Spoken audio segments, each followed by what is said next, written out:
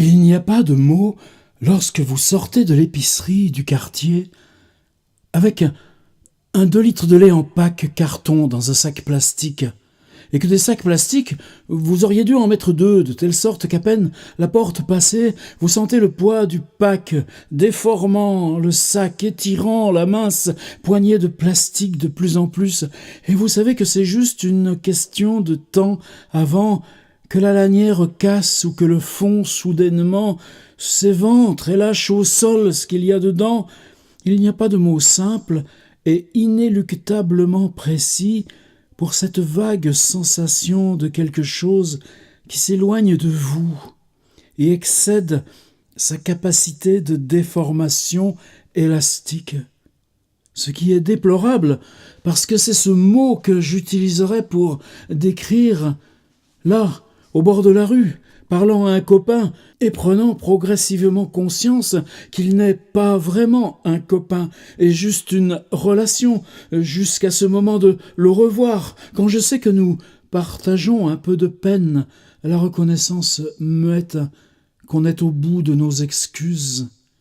Quand même, dire le vrai, ce que j'en pense en fait déjà, c'est que le langage est digne et fiable, jusqu'où cela va s'étirer, et plus ensuite. Et quelles déchirures ne seront plus réparables? Comment elles progresseront, à moins d'être intérieures tout autour d'à peu près tout? Comment, avec les années, cela m'a rendu toutes les heures et les jours et tout le lourd de l'amour et de la confiance, toutes les incompréhensions, les secrets et les fautes, et que j'ai accepté de m'y fondre. Deuxième, propriété privée, real estate. Devant notre nouvelle résidence, ils ont mis un gigantesque panneau marqué « Libre » et « À louer ». À côté de « Libre », il y avait un petit astérisque. Dans le train, les gens ont le regard baissé sur leurs gadgets, ce n'est pas la fin du monde. Avoir la tienne peut devenir vrai. J'ai conduit la nouvelle BMW Sedan.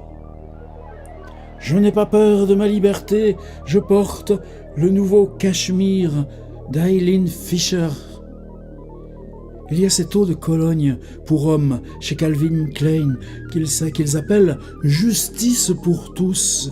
Je suppose que « enfer » est un mot trop fort. Je suppose que le terme « zombie » manque d'un sens de l'échelle. Je ne crois pas que l'ironie convienne à la situation, mais je ne dirais pas que tout va bien pour autant. Bombarder cette ville a été une faute terrible, dit le général 4 étoiles à la télévision, mais cela m'en a appris beaucoup sur moi-même. Peut-être qu'il devrait donner une médaille à son psy. Ils nous tirent dans des eaux de plus en plus superficielles. Ils prennent ce qui nous est le plus cher et l'utilisent comme appât. Ils prennent nos rêves et en font des marchandises. Quand j'ai découvert presque par accident que j'avais obtenu le monde en héritage, qu'il était précieux, que j'avais la responsabilité d'en prendre charge. Bon, imaginez combien ça devient embarrassant. Cela serait pour vous d'admettre que vous étiez un peu endormi et qu'ainsi, pendant que vous ne faisiez pas trop attention, quelqu'un a acquis les droits pour les arbres et les plages et les collines et l'usage exclusif de toutes les créatures de la mer. Pendant que tu regardais, toi, de jolies images, que tu buvais un Pepsi-Cola parfaitement innocent, ton monde est celui de tes enfants et de leurs enfants, et des bêtes des champs, et la verte terre elle-même. On l'a volée. Un troisième poème. Parce que c'est Houston. Parce que c'est Houston, les réverbères dans la rue doivent prendre la place, autrefois réservée à la lune dans les poèmes, et la circulation à l'arrière-plan, avec ses grondements et accélérations, tient lieu de l'océan. en voyant ces épaves comme ces débris de bois flotter sur le rivage, parce que c'est Houston, cette jolie petite blonde parlant dans son téléphone et reculant sa grosse voiture à toute vitesse dans le parking, est une citoyenne respectable. Et les branches de chêne ratatinées, noueuses, usées par-dessus certains boulevards obscurs, suggèrent que même le lait a sa beauté, parce que c'est Houston. Un vent humide souffle de l'aube au crépuscule, apporte jusqu'ici son faible relent de raffinerie. Depuis la terre de nos pères et la terre de leurs pères, comme cela sent bon la douche du matin, à disperser les fleurs du chèvrefeuille sur les pelouses, comme de petites trompettes d'ivoire. Parce qu'il n'y a personne de mieux qualifié aux environs, parce que c'est Houston. Tu es, toi, celui qui doit t'agenouiller sur le trottoir déformé pour les contempler en silence. Je mets le lien juste en dessous vers un article de mon site où vous retrouverez la version écrite, traduite, je sais pas, c'est trop difficile pour moi de traduire la poésie. Improvisation, lecture à vue, transposition. Humblement, et pas plus que ça. C'est terrible les lois de la poésie, même sur des choses qui semblent extrêmement simples. J'ai découvert hier Tony Hogan en lisant le Uncreative Writing de Kenneth Goldsmith, que je suis en train de traduire, et qui en parle avec cette remarque suivante. Il reconnaît à Tony Hogan, comme à d'autres, Robert Fetterman, le courage de s'être attelé directement à la ville d'aujourd'hui, la ville dans ses contradictions, la ville dans sa normalisation, dans sa déshumanisation. Et évidemment, on n'en est pas indemne, et ces poèmes sont encore rares. Vous allez voir le dernier que je vais lire. Et à mesure que j'avançais dans la traduction de Kenneth, donc, j'ai lu ébloui Tony Hogan, j'ai découvert des lectures sur YouTube qui sont en ligne. J'ai découvert qu'il avait le même âge que moi, qu'il était malentendant, et il en parle dans certains de ses poèmes.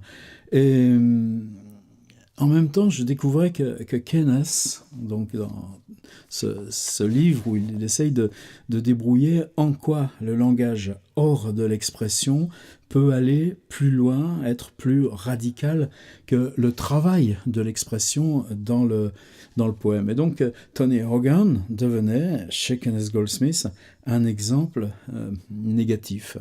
Alors, moi j'ai chargé hier sur le Kindle ce que j'ai trouvé de Tony Hogan.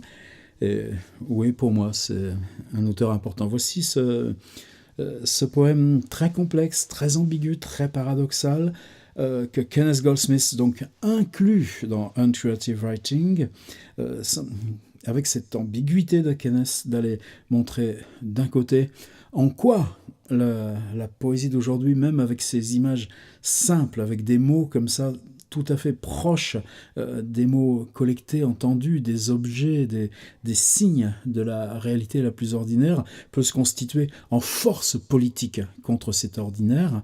Et en même temps, là où il dit à quel endroit Hogan pourrait, enfin d'autres poètes, en se privant de l'expression, peuvent être plus radicaux, mais moi, c'est pas ça ce qui m'intéresse, le voici, ce poème. Et juste après, la corbeille de chaussures pour bébé, pastel et les sous-vêtements. Tu avais les télés faites en Chine à $49. Et l'une qui diffusait les bonnes nouvelles d'une guerre lointaine. Une autre sur la taille des poitrines à Hollywood, rapportées à celle des actrices de Bollywood. Et venait ma nièce, Lucinda, tout juste 9 ans, une vraie fille du Texas, et qui s'était bien approprié son pédigré de blonde, me disant que faire les magasins, c'était son sport préféré, et qu'aujourd'hui, c'était le jour où elle commençait son voyage, lançant sa carte de crédit neuve comme une faucille dans les prairies de la marchandise dorée. Aujourd'hui était le jour où elle cessait de regarder dans les yeux et commençait de comparer les étiquettes de sac à main. Alors qu'elle s'embarque, qu'elle plonge dans l'aveuglant royaume des promos, qu'elle y navigue et s'en extirpe toujours et toujours. Et nous, on regardera comme les dieux dans les anciennes histoires se faisaient mortels, devenaient lauriers ou corbeaux pour leur apprendre ce qu'ils pouvaient de leçons. Ainsi avons-nous été faits américains pour apprendre un peu de la solitude.